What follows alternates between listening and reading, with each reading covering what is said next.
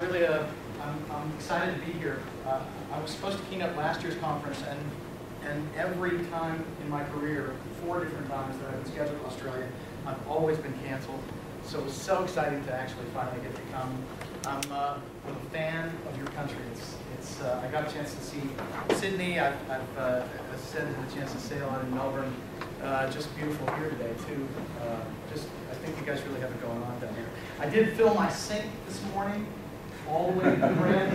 Very carefully watched the Coriolis effect. That was very exciting. I've seen 4 of the 5 stars in the Southern Cross so far, so I'm hoping for the clear skies tonight to be able to fill in my Australian bucket list.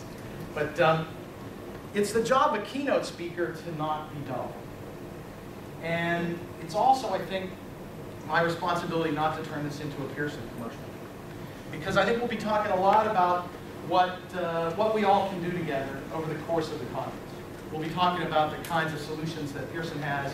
We'll be talking about the kinds of solutions that you're already engaged in with Equella. We'll be talking about the kinds of challenges that you're meeting and that you're facing with the various software tools that you're using. So there'll be plenty of time to talk about that. So what I'd like to talk about is the context in which we're all doing this.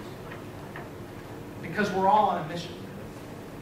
We all have a mission in common.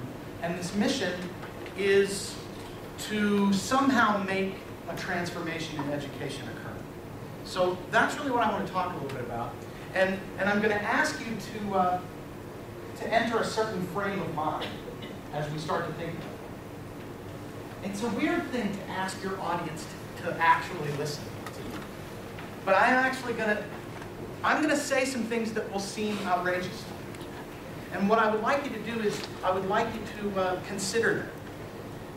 To see, when we come to these kinds of conferences, and I can see there's some gray hair out there, that some people have been to more than one of these. And so you've been engaged in this kind of enterprise for a while.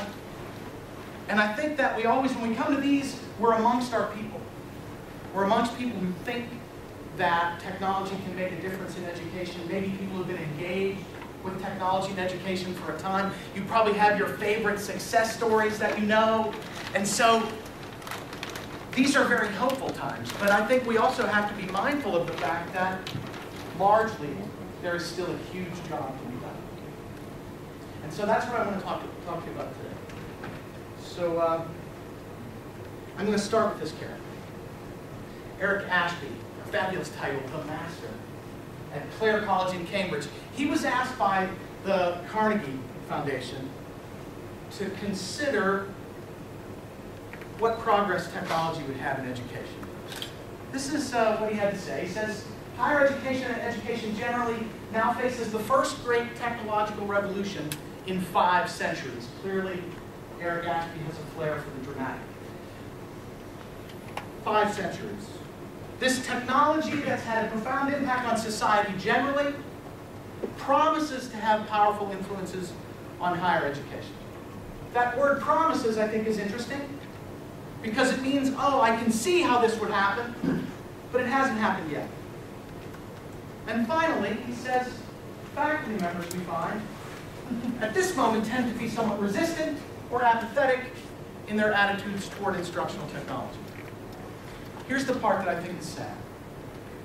Eric Ashby wrote that in 1970. And I heard the chuckles, particularly around the faculty members. I think that it's daunting to think that we've been at this for 40 years. It's daunting to think that we've been at it for 40 years. And those words still feel like the description of what it is today. Do you agree? I know we've got our successes, but how can it be taking this long? This is what I want to talk to you. I'm really genuinely interested in this question. Will it ever change? Will it ever change? Like ever? And I mean really change. And if it's going to change, how will it really happen? So I want to take you back to one of the earlier revolutions. Remember he said there were 4 of them. He said this is the fourth one. He said there were 3 before. Well, there must be some information there. So let's go back before the 5 centuries. This is what he said the first one was.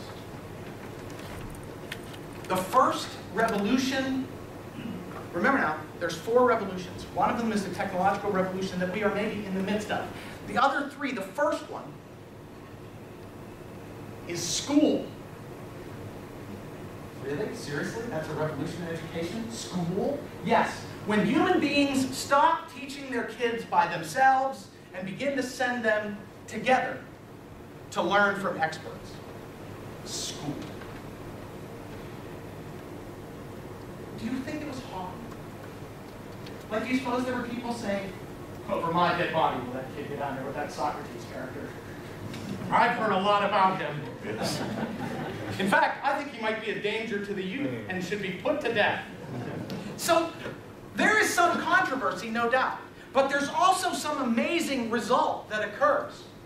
Because let's be honest, experts know things that we don't.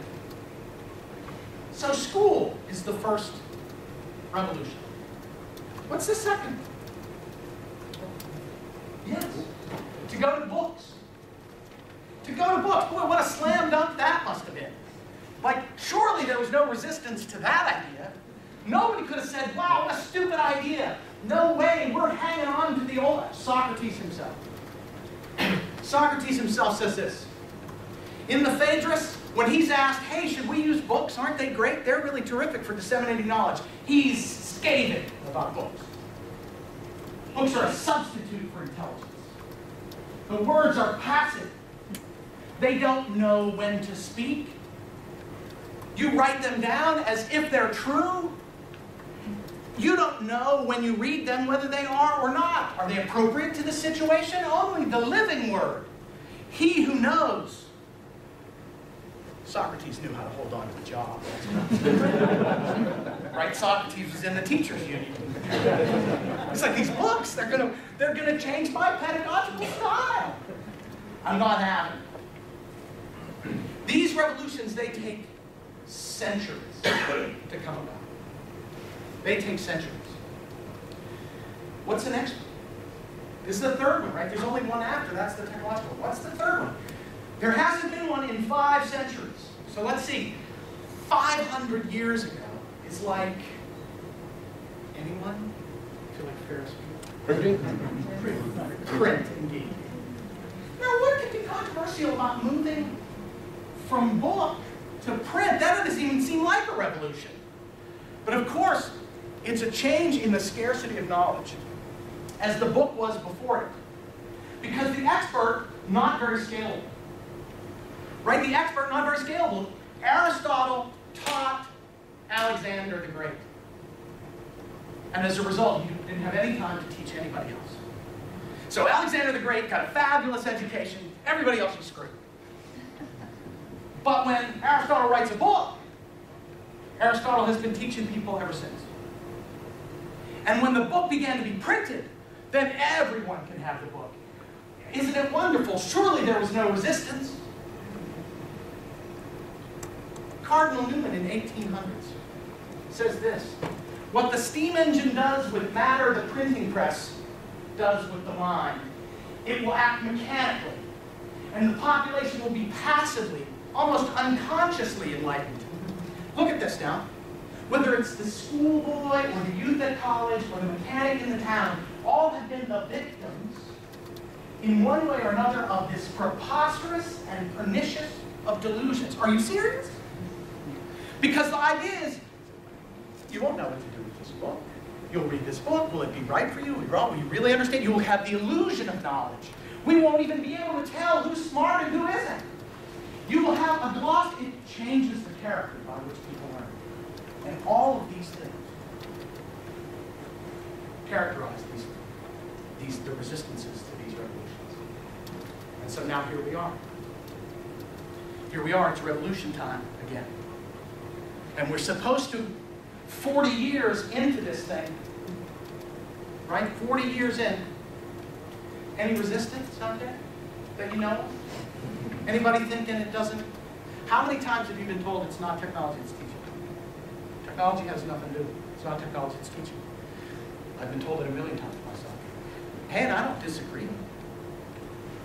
I don't disagree any more than the people who said we ought to use books. Thought Socrates was pretty smart.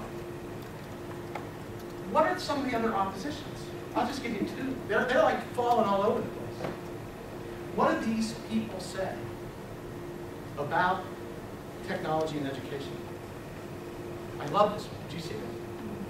There was a study done, they reported this in July, was a study done of, well, what's the impact of using Google? What happens if you use Google? Oh, it destroys your mind. Do you know what happens if you use Google? If you use Google to look something up, like for example, can someone tell me how many years Mussolini was in power? Anyone? How many years?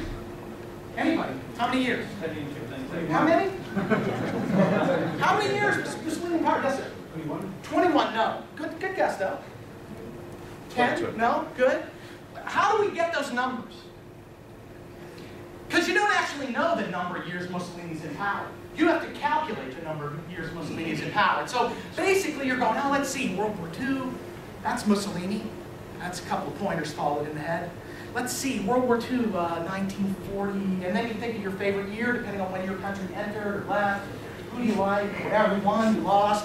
You start going through all that stuff, and you're doing this calculation in your head, and you get a rough idea of how long Mussolini was in power. 18 years is the actual answer, and I know this because I've looked it up 3 times. The first time that I looked it up, all I remembered was how to look it up. And that's what they say happens with Google. That what happens with Google is the first time you look something up, you don't remember the thing, you remember how you found it. As if that's a tragedy. Remembering how you found it is brilliant. Does someone have a phone? You remember do you remember remembering phone numbers? How many did you know? How many phone numbers did you used to know? Because I know you don't know any. How many did you know? Did you know 30 numbers? Could you know 60 numbers? No way. No way. And out of the 30, you made mistakes on the 5 that were at the edge. Now, how many numbers can you know? How many numbers can you know? Well, if you're connected to a directory, you can know everybody's phone number. You can know everybody in your organization's phone number. Everybody. You can know everybody you ever met. You can even remember numbers you never knew. Because you remember them the same way as you remember the numbers you do know. And Google is somehow ruining my memory? Look, when revolutions come, you have to understand what they mean. And what this one means is that people have superpowers. And they have to be taught how to use them. They also say that it's destroyed the way students have researched. Oh, please. Are you kidding me? Yeah, here's how it is. They go to the academic search databases, and they expect them to work like Google. They don't know how to use them properly. That's an interesting word, properly. As though the interface that was slapped on that database back when it was barely capable of finding articles, when that existed, that was proper. And now that it's easy, it's somehow foolish or amateurish or childlike. No, this is absurd. The people aren't broken. The searches are broken. And when the searches are fixed, as Equella helps to do, as you help to do, as publishers need to help to do, when those searches are fixed, students won't be lacking in research skills. Research skills will be different and way more powerful. Now, it's already happened in elementary school. Remember that report you wrote on hummingbirds?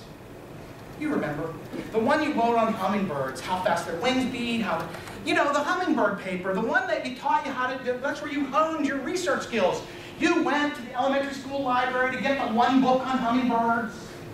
It was already out because she was faster. But everybody got the same book, everybody read the same 5 things. Look, this is not the way the world works.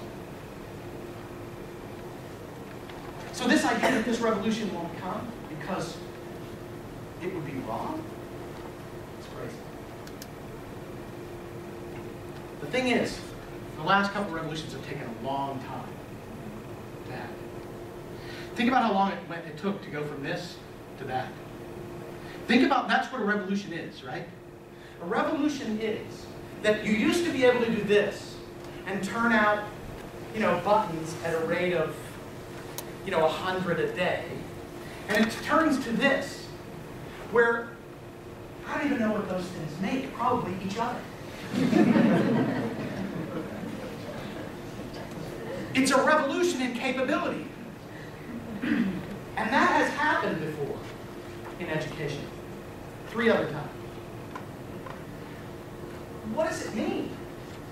It doesn't mean that we maintain the standards from 1950. That's not what it means. It doesn't mean that we somehow make it not get worse. That's not what it means. It means that people can do things they never could do before. It means that people who were completely left out are now completely kept in. It means that it's completely different. So I submit to you, we're not being ambitious enough. Think about what improvement in education should mean. It should mean that people are vastly more capable of living in the world that they live in. Not that they are literate. Not that they can do multi-column addition, as though that skill were somehow important. Let's talk about that skill. What was the revolution in math education? How did it work? So in like 1220, I think, a guy named Leonardo da Vinci of Pisa, who is known commonly as Fibonacci, he writes this book called Liber Abaci. And this book teaches people how to use Roman numerals to do calculations. It was hugely popular. Hugely popular. It contained all of these computational recipes to do things that only a very few people could do. It was not in any way a general skill that people had. This is what multiplication was done with. If you wanted to multiply 58 by 213, you started doing these sums, these micro multiplications, and writing the results in these boxes, and then traversing these boxes. You all know this algorithm. I don't need to go through it. Oh, it's lost. We don't really do it that way anymore, do we? That's right. It changed a little bit, but not a lot. For 500 years, math was not taught as a general principle. People didn't go to school. I guess there were only 2 R's. People didn't go to school for arithmetic. To get into Harvard in 1850, arithmetic was not a requirement. When Benjamin Franklin studied arithmetic as a kid, you guys know who Benjamin Franklin is? That's why I put him on the 100. I figured everybody knows what a $100 bill looks like. Benjamin Franklin could not learn arithmetic. Couldn't get it. Why? Because the way arithmetic was taught in the 1700s was as a series of computational recipes to perform specific kinds of calculations. Like very complicated calculations. Kind of like searching research databases are now. And they were taught like one at a time. And it was really hard to see the pattern that sat underneath those databases. So people didn't know them. But can you imagine the controversy that there was when somebody said, we should just teach math? Like, just forget those complex computational recipes, let's just teach arithmetic. Addition and so. The very idea. But it did change. And so the curriculum that we got in the 1820s, that's how we teach math now. That's how I'm going to show you a couple problems. Everyone get out their pencils, please. Begin. A leaves a city at 9:15 and goes to another city going 4 miles per hour. B leaves the second city at 9:30 and goes to the first city going 3.5 miles per hour. The 2 cities are 21 miles apart. At what time are A and B going to meet? Anyone? Your pencils, please. You think they're not doing this problem right now? And by the way, they do this problem in 5th grade. They do this problem in 7th grade. They do this problem as an entry problem in college algebra. And about the same proportion get it right as always have, which is not so many. How many people out there describe themselves as not really a math person? Thank you very much. The system has failed you. Look at the time they wasted on it. Look at the hours that you've spent trying to make sense out of that. As if ever in your life you've had to do that. All right, one more problem. Ready? Here we go. Here we go. This is my favorite one. In the midst of a meadow well stored with grass, I took just an acre to tether my ass. No, the animal. How long must the cord be that feeding all round he mayn't graze less than an acre of ground? Got it? How long do I make the rope so the ass, the animal, will only eat an acre? Oh, let's see here. A circle, pi r squared, blah, blah. This is how they solved that in 1850 a minute. They just went to Wolfram Alpha, and they said it must be the square root of an acre in square feet divided by pi. And then it came back and showed you what that looked like. It said 117.8 feet, and then converted it to yards, meters, feet, miles, and it also told you that it was 3/4 of the width of an American football field, the length of a blue whale, and it was 70% as high as Nelson's column. That is how we do math now. But I want you to find some kid that knows how to do that. He's not even allowed. That's cheating. What I just did is cheating. As though Superman goes to school and must climb the rope by hand. We're not being ambitious enough. Enough with paving the cow paths. Unleash the hounds. This is what mathematics is now. Now I know Bruno Smolik, my high school math teacher, his ghost is right in the back. Is there something you'd like to say, Bruno? Yeah, senor. What is it, sir? Just like I told you with that calculator. What happens when the batteries run out? Smart guy? Well, Bruno, if the batteries run out, we're all going to starve. Okay? Because the society that we've built, if the batteries run out, there's no food for you. And there's no medicine for you. And there's no... Forget it. Just forget it. That ship has sailed. If you're worried about learning the skills necessary to survive when the batteries go out, you need to move to my home state of Arizona, buy some guns, dig a trench around your farm, and wait. You need to know how to grow your own food and drill for your own gas. My father bought a generator in 2000 because he was terrified that the entire infrastructure of the world would collapse and he would have this generator that would keep his house running. He was so proud of this generator till I said, Dad, how much gas have you got? Well, I got the 2 cars and I've got the tank. Yes, you have 48 hours of gas. So what I'm saying is, we have an expectation that this revolution, this 40-year-old revolution, it should be going faster. Do you know what I'm saying? Like that other, if we've got to wait 150 years for us to change so that we actually use the tools that we have the capacity for, why shouldn't kids learn how to use the most advanced tools when they're in 5th grade, 6th grade, 7th grade, 9th grade? Why shouldn't we use latent semantic analysis to teach kids how to write? Why must we learn how to handwrite? And this extends all the way through secondary education, through higher education. Why? This is a graph of how fast we expect revolutions to happen. At the beginning of the 1900s, a guy invents the telephone. That's how long it takes till almost everybody has a phone. In 1990, somebody invents the internet. That's how long it takes till almost everybody has it. Cell phones were faster yet. iPads are faster yet. Wireless is faster than that. That's why we expect it to go faster. Because those revolutions do go faster. How long did it take printing to catch on? Hundreds of years.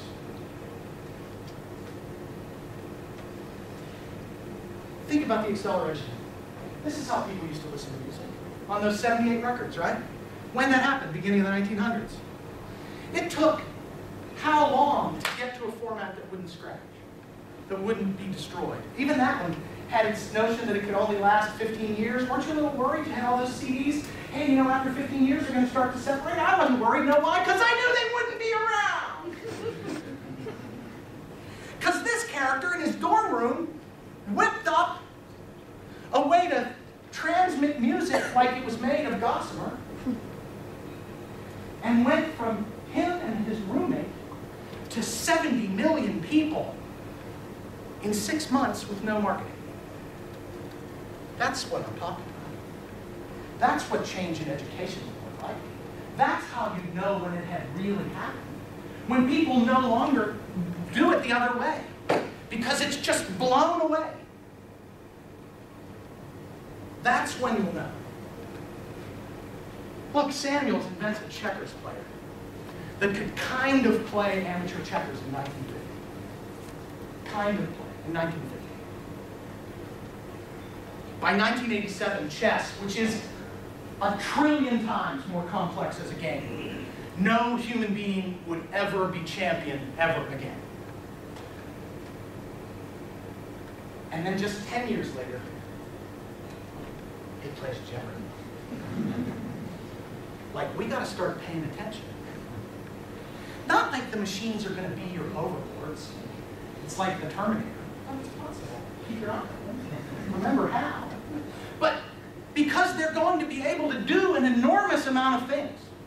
If you're a stock trader, this is a very real consideration for you. I was on a panel of legal scholars from around the world, from Beijing, from London, from India, from the US, all trying to consider what's called law without walls. What are the implications of these technologies? And every one of them, I see the smiles already. Every one of them was terrified that these would destroy the legal profession. Because they'll do legal research till the cows come home. And that's where all the billing hours go. That's where you just rack them up. And this thing will just mop the floor with you. And so if you're a lawyer, think about what you've spent, what you've done, how long it took you to reach a competence that now is nothing.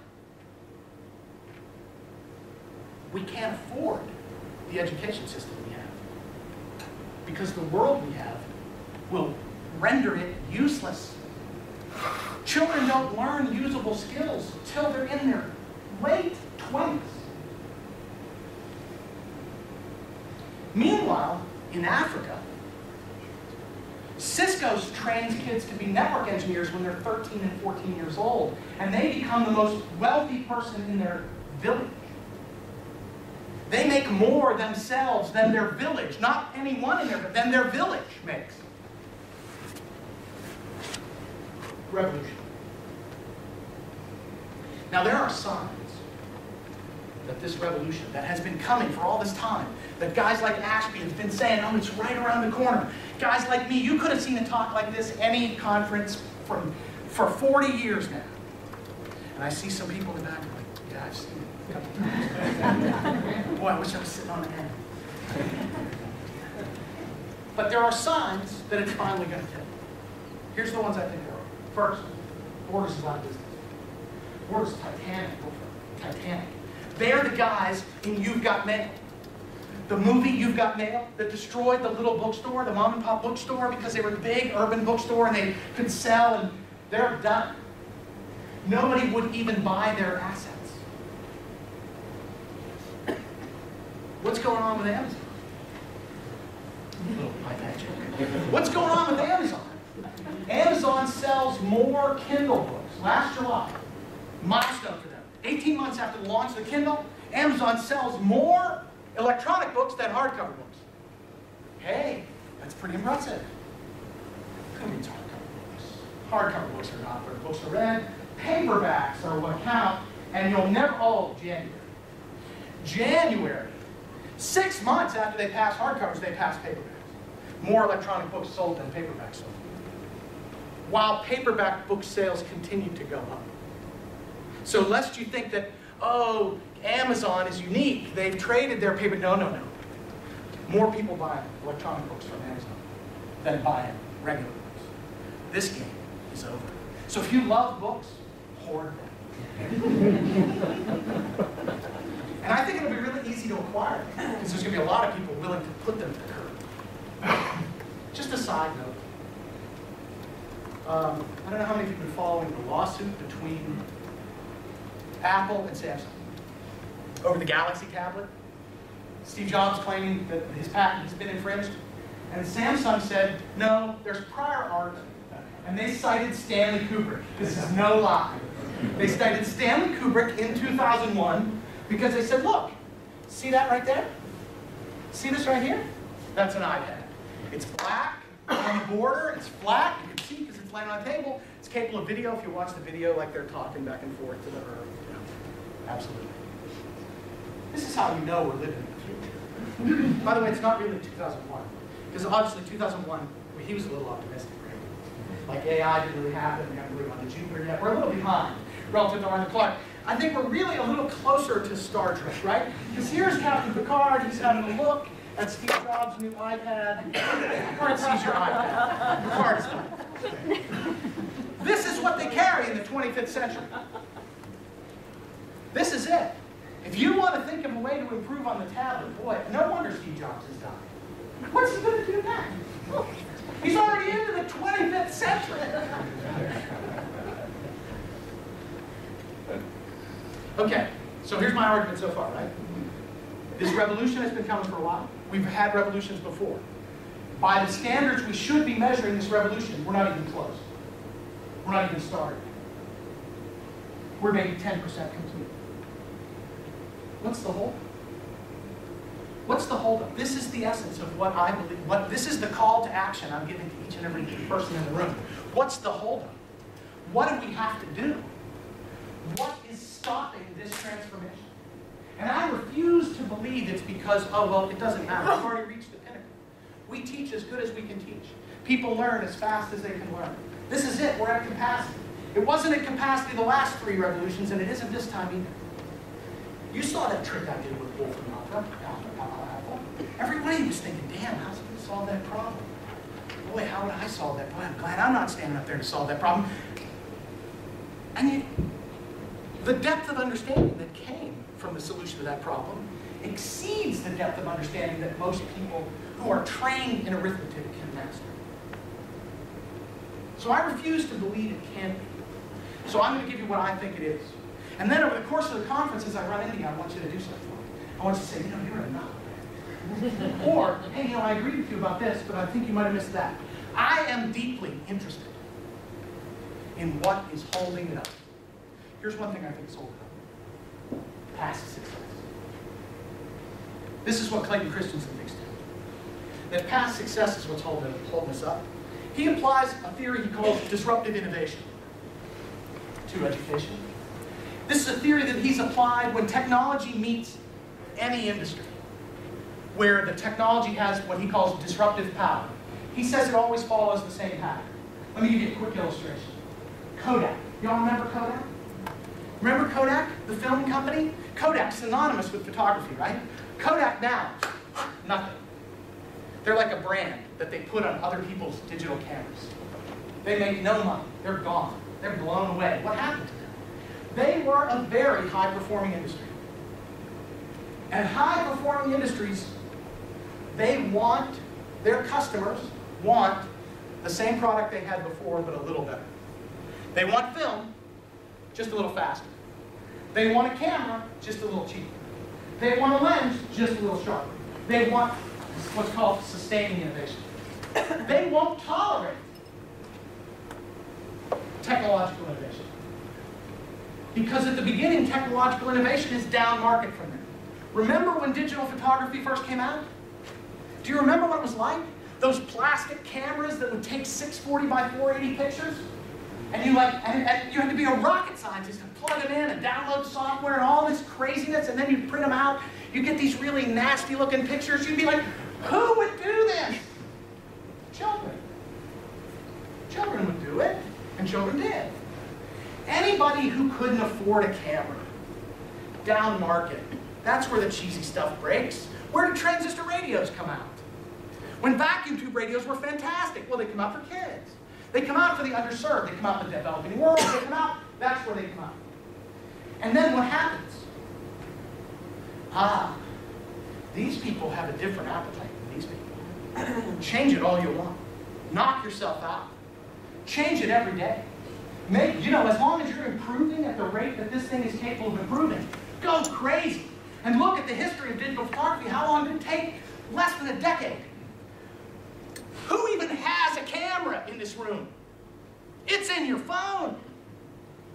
Like, the digital camera industry came and is going. Because that's how fast that curve moves. And the thing to remember is, what happens to these people? They're remembering. Where is this happening now? Well, if you ask Christensen, he'll tell you. Most recent book just came out. It's worth a read, I think. He's talking about the institutions that he thinks are on the path, that are beginning to embrace this. In the first book, he said, look, the main place to look is the for-profits. Now, I can hear you. I hear you, because I'm a traditional educator. I was a full professor at Iowa State University, and a full professor at Arizona State University. I've taught for 10 years. I was an active researcher. I get what those people are. Bottom feeders. Boy, University of Phoenixville, there's 500,000 students there. 500,000. They also are growing faster than any educational institution in the world. Still. And then 500,000, and with the reputation that they have. How do they do it? Did they steal? How do they do it? What, did they hypnotize people? No, there's something very scary going on. There's a new kind of education that's being delivered down market. It's like a transistor radio to the high-performing vacuum tube radio that you have. But it's improving at a rate faster than we are. Because structurally, there are things they do that we can't do. Structurally, there are things they do we can't do, and because of that structure, they can improve continuously. We'll talk about some of those structural changes, but he does a really nice job here. Now, one of the institutions he highlights is very close to my heart. He quotes Michael Crow at Arizona State University like crazy. Like crazy. It's very cool. I'm very proud of him. Because Michael has an amazing vision for how to begin to transform these, how to try to take a high-performing institution and somehow do more than sustain innovation. Somehow reinvent it. One of those steps has been to partner with us to create an online institution in what we call the third way. The first way is traditional education, with its high quality, its commitment to student excellence, the ethos that says we will all work together to try to make people smarter. That's first way. But first way is delivered at very high cost. It requires finding supermen and superwomen, experts who occupy rooms physically and communicate knowledge and combines all the other revolutions into the pinnacle. But it's very expensive. And its price is shooting through the ceiling. What's the second way? The second way is that for-profit way I was talking about. The quality of the education today is not the same. But the scalability of that education is amazing. And the improvability of that education is incredible. What do I mean? You can measure it. Because they take a course and they offer it 100 times the same way. The data that you take on 100 times tells you something. It tells you something. It tells you what's working, it tells you what isn't. And if you use that data, you can make a difference. And they are. They use data in ways so much more sophisticated than traditional education. It is frightening. The problem is they use it to make money. I don't fault them for it, but it's not the ethos of the first way. The first way was to use it to make students more successful. If only we could combine the two to make the third way. The third way would be scalable, technologically intensive, data-driven, but with the commitment to quality of the first way. That seems like a hard thing for an institution to do. But an institution plus a partner with that sort of experience and those sorts of resources can make it happen. This will occur. This deal has been done. It's a year in the hopper now. we've shown the results. ASU had 2 previous failed attempts at trying to grow an online school. Couldn't get the programs together, couldn't get the students to come. Now they're on a growth curve that matches for-profit's curve. They got 20 programs in play. They're complete. They're all built out.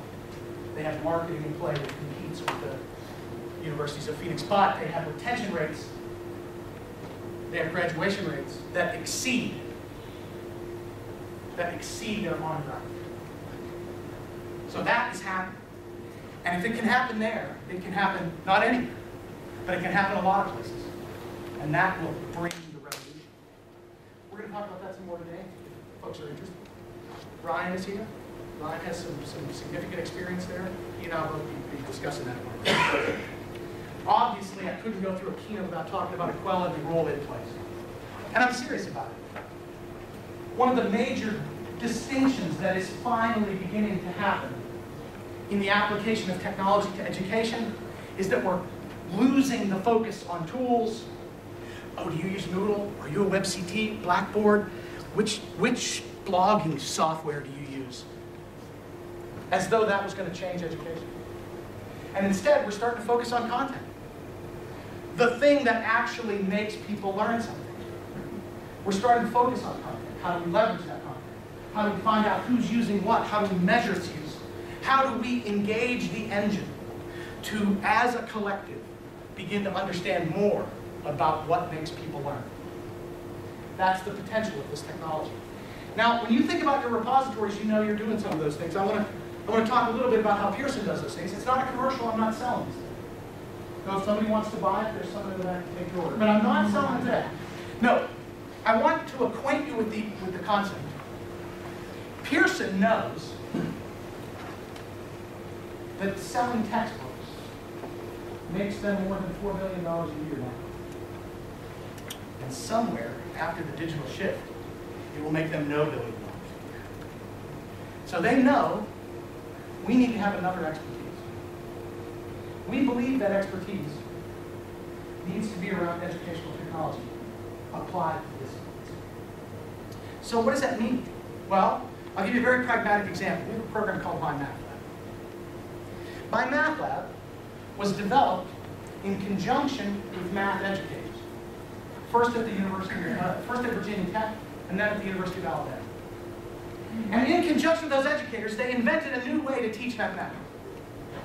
A way that was built around a software program that could give you homework that was different than yours. That could give you hints when you got stuck. That could keep track of your progress and feed it back to your professor. That could adapt to you. Kind of like what you do when you watch your kids do math at home. You know, you sort of stand over them and you watch them do the sum, and there's the 8 and the 7, and they write the 6 there. And you don't say anything, you let them finish, and then you say, your mistake, 8 and 7 is 15, not 16. Oh, yeah, 8 and 7, 15, yes, very good. If you have to find that on your own, that's pretty hard. That's pretty hard. Teachers, we can't scale. It's watching over your shoulder. But this patient computer has nothing better to do all day. And so this idea of building a profile of you. What mistakes do you make? What do you know? What do you not know? Some of the most cool stuff that we're doing is to simultaneously ask you, hey, what's the answer to 8 plus 7? And if we're the answer, how sure are you? Because if you can find out the things that people are absolutely sure are right, that are in fact wrong, man, can you teach them a lot, and much faster. So this program, you might think, oh, that's kind of cool. I wonder if that works. Maybe it'd be interesting. Maybe the kids would like it. Here's what it does. 1820 style math education, half the kids fail in college. Half the kids fail. They take the class and half of them fail. When they do it this way, 70% of them, 70% of them get an A or B. Same tests, same competencies. Shorter time, less time by instructors, more satisfaction by students. And if someone else knew how to do this, and they've just been sitting on it, not sort of telling people, oh yeah, we could have done that anytime, well then they should be horsemen.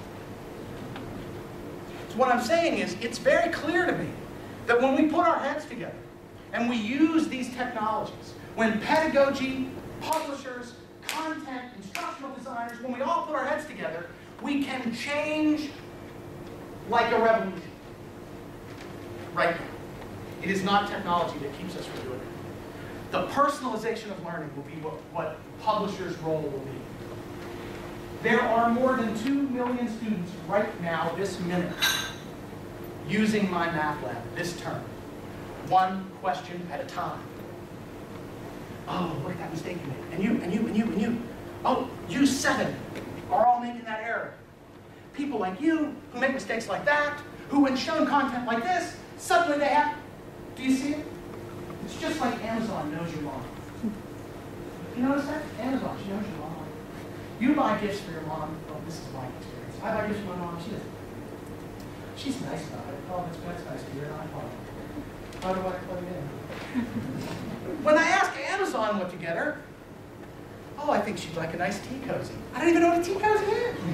But I buy it faithfully. Oh, son, you're so thoughtful. Why? Because they know people like my mom. This personalization of learning is huge. And I think very difficult for an institution to do it. This is a place where a publisher has a role. Because in order to make it work, you've got to have millions of students do it.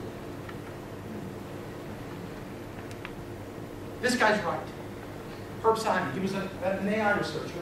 And in his last lecture at Carnegie Mellon, he said, look, we're not going to get better until we stop playing this game alone. This is structurally built in to so much of our higher education. The notion that as a professor, your job is to run your class, however you see it. You can get some materials from some other people if you'd like, but it's your class, your way. Take data about my class, forget it. Not interested. Well, what can happen in that world? What can happen in that world is every year that instructor can get better. Year by year, that instructor gets better. And then what happens? That instructor gets better. And when that instructor's dead, all those improvements die with him, or her. And then we just start over again. That's why education doesn't really get any better. That's why in 1950, when you went to take calculus, you got the same result you get now. We're not trying to get better. But if we did try to get better, we have amazing tools to do it. Oh no, I can see the professors now. Oh, please stop with the tools. Because how have we deployed the technologies? What have we done? We've given them all these learning management systems stuffed to the brim with new things. And we've expected each and every individual one to create a wonderland of digital experience. What chance did that ever have of working? Seriously, the 10%, that's my hotel. The 10% of professors who are interested in this stuff and they really think it's cool, absolutely, they can do it, and they do, and we all have our favorites. But think about how often those things propagate. How often does somebody else pick it up, and especially somebody else who's not in the 10%? One of the people who goes home and has their kids program their VCR. Because that's the population of the world that we live in. And that's how technology has to work. This idea that people are going to build their own tools, how sophisticated could they ever get? Apart from downloading some content and uploading some content and essentially making your own book online, what would most people be able to do? Then you compare that with the state of the art. Call of Duty. Do you guys ever play Call of Duty? Anybody here ever played Call of Duty? It's a murdering game. I admit it. It teaches you to murder. Well, it's in war, I guess, so maybe it teaches you to kill. But it's so amazing. It's incredible. You sit down to play, you think I'll play for 20 minutes. 2 marriages later, you're still playing. It's so engrossing. Why? Because it took $100 million to make. And your instructors can compete with that? Oh no, shouldn't have to compete with that. Oh, really? Well, this is the world, this is Earth. People get to choose what they do. If you're not interesting, I'll do something else. That is how the world works. These things have to come to pass, and they won't come to pass all by themselves. And they won't come to pass alone. This is a team sport now.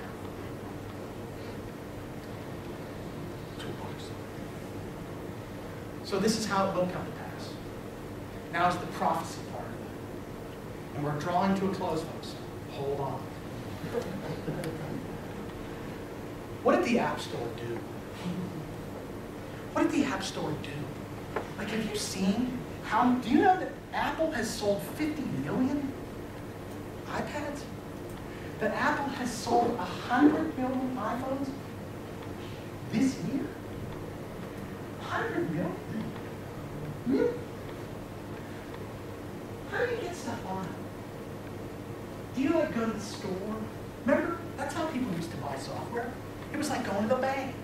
You had to go to the store and you talk to a clerk. There were boxes on the shelf, they had stickers, you had to read them, minimum system requirements, blah, blah, blah, yik yak. I work in the industry, no, I didn't. You'd have two boxes side by side. You'd ask the kid, because always a kid in the store. You didn't understand anything he said either. You take it home, out of the box, put the 9 CDs in the huge box, and about half the time it would install, and the other half the time you had to patch and download. Am I talking nonsense? Is that what it's like on your phone? What's it like on your phone?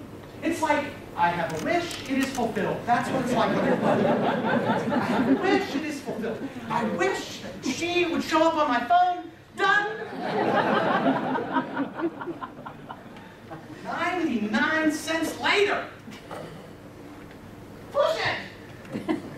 That's just what it's like to adopt educational technology, isn't it? I'm a professor, I'm sitting in the back. Hey, that math lab looks pretty good. How do I get it? Oh, let me describe it to you. A guy comes to see you, wins. A guy comes to see you, hey, I'll take you to lunch, we'll have a chat. I'll show you some stuff, we'll have another chat, blah, blah, blah, and you can yak. When do we get to the part where it's going on? Way later. Then I get you put it up, oh yes, I love to have, okay, great. Some guys with briefcases now come, oh, hey, now we're going to do it. Let's sign a contract. Oh, okay, now let's go to the bookstore. You know how soon you got to adopt your book 6 months in advance. That's a book. It's a book. 6 months in advance. Angry Birds, you can get 30 seconds, but this thing, 6 months. Why? Well, somebody's got to put it on a pallet. Wrap it up, ship it out. Get it to the bookstore, unpack it, put it on the shelf. Electronic drive the same way. Because the bookstore wants to be cut in, so you got an access code. Student goes to the store, checks his goods, go in the store, buys stuff, stand in line, goes back home, access code, types it in, wrong one. That's over. No wonder nobody uses any educational technology. You got to be simple. Before the year's out. When you push that button, it'll be creation for you. It'll be available for your students. And your students, when they come in, they'll buy it. And so you'll adopt the day before class. The next day it'll be ready. And by these signs shall you know that the revolution is coming. Because when that happens, wait, there's one more element. You know how when you scroll down here at the bottom of this page, what is there? There's those reviews, right? What are those reviews but a social community of people who are discussing, well, in Angry Birds' case, how do you kill the Angry Birds? But in the pedagogical case, it is, how do I use this with my class? How does this work? How does it not work? Across institutions, extra. And the social networking tools that right now are used to set up flash mobs and riots will be used instead to discuss pedagogical things, but quick, not slow. Oh yes, before the year is out. Now this is a very significant thing. Napster was amazing, but it failed. Napster was amazing, but it failed because it only did part of the job. You still had to be a rocket scientist to use Napster. You had to, again, it sounds ridiculous, but you did. You had to download the Napster software. Now clearly a lot of people do that, 70 million people, right? And then you had to double click on it, you had to like search for the thing, and then you'd find it and you'd click on it, and it would download the file. And it would put the file somewhere. And then you'd have to take that and put it in a player. Like a player. Well, what's a player? Well, you know, I don't know. And that's where most people got lost. Because the idea of downloading a file, as obvious as that is to every person in this room, that is a huge obstacle to my mother. She's the test, as you can see. My mom can use an iPad. My mom watches movies on an iPad. My mom reads books on an iPad. My mom emails me on an iPad. It is the most important. When Steve Jobs said it was a magical device, he was not lying. Because when iTunes came out, like, why did they make, remember when they made such a big deal about getting the Beatles? And I was thinking, like, doesn't everybody who wants a Beatles record, don't they have one? Who cares? That was Steve Jobs going, not even the Beatles can hold out against me. All music is mine. And why? Because you can find music, you can buy music, you can get the music, you can play the music, and you don't have to do anything. You never call tech support. Nobody from IT comes down to help. Nothing. That integration is what makes this go. And when we get there, this stuff won't be stoppable. But till we get there, all the friction will work. So, that's the journey we're all on. That's what we're really trying to bring about. We're trying to make a revolution now. We're trying to get this content to go all the way. And to go all the way with no friction. And to be able to share back what you learn about the use of that content with others who might want to do it. That is how the music industry changed. That is how television is getting blown away. That's how the movie industry changed. That's how all media industries changed. And that's coming. So when you go to EDUCAUSE, don't miss that. Revolution. Okay, so we got a conference coming up. We're going to talk about the battles in the revolution. What are we doing? How do we get the metadata? How do we get this installed? How do we get over this higher hurdle? How do we persuade these people? What new things do we need? What other stuff do we have to have? What bullets does Equella and Pearson put in your guns so that you, on the front lines of the revolution, can bring about this amazing change? Oh, feel the love that I have for the people engaged in the enterprise to transform the world. Couldn't be more critical. Really appreciate it.